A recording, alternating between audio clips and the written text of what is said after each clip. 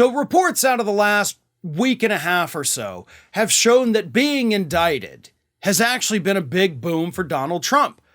He's raised about $10 million from his supporters, according to his people, ever since he first announced on that Saturday that I'm going to be indicted on Tuesday.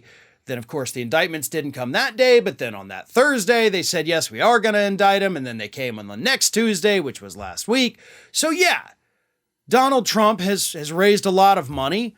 We have seen focus groups and polling data that shows that some Republicans who had given up on Trump have decided that because of the indictments, they're now going to come back to Trump. So on the whole, it looks like things worked out pretty dang well for Donald Trump. But that's only if you look at one subset of the data. Actually, I guess two subsets of the data.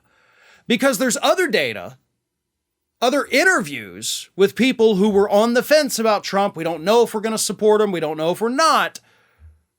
But those people have clearly said that with these indictments, I'm out. Let me read you a couple of these quotes.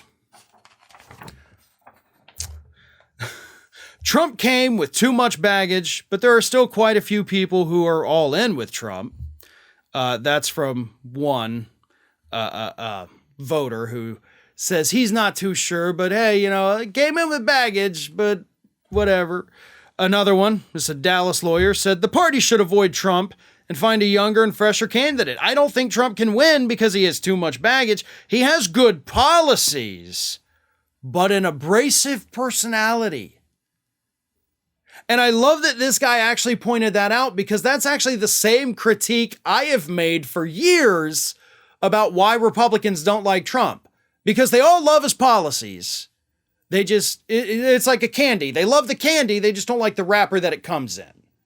I mean, I've used that, I'm sure you've heard me use that for years now. And this guy, this Republican, just comes out and says it. Like, yeah, we love what he does, we just don't like him. Another one said, a lot of us normal people are repulsed by Trump already, whether he's indicted or not. I like how that Republican differentiated himself. He's like, listen, us normal people, the ones that don't have MAGA hats hanging in the closet next to our Klan robes, we don't like him. Another one said, he's just too caustic. I liked some of the things he did for this country, but the division that he causes because of the words he uses creates a lot of tension. So again, with that, hey, I love what he does. The kids in the cages, the border wall, the trade war that, crippled our economy, that shit rocked.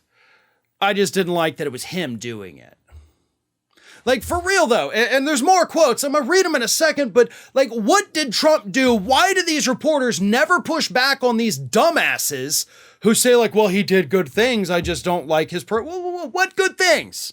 List them out. Come on, right now, I got a pen and a pad right here, the reporter should say, give me the fucking list. What are the things he has done that made this country better? And they better be real things, you're not going to make stuff up. That's what every reporter should do, because I guarantee you these idiots wouldn't be able to tell you. Apologies, I'm apparently just super angry right now. Another one said, I think he did a lot of things right. I think he's completely unpresidential. I can't believe he's still running for office. So again, another one who's like, look, the things he did, loved him, but the guy's unpresidential. I can't even believe he's running for office. There's not enough Republicans supporting him. He's just very rude and he doesn't talk like a president is supposed to. He didn't gain any more followers because of the way he carries himself. Now, my rant about not asking Republicans what Trump did that was actually good aside, these are Republican voters. Some of them that I read are actually Republican donors. They're ready to say goodbye to Trump. The indictments have pushed them over the edge. They want somebody else. So as I said, we've seen the data that shows that Trump is getting this big boon from the indictments. But the other half of the data is that he hasn't attracted anyone new. And that's the important part. Moderate Republicans and independents are not coming back to him.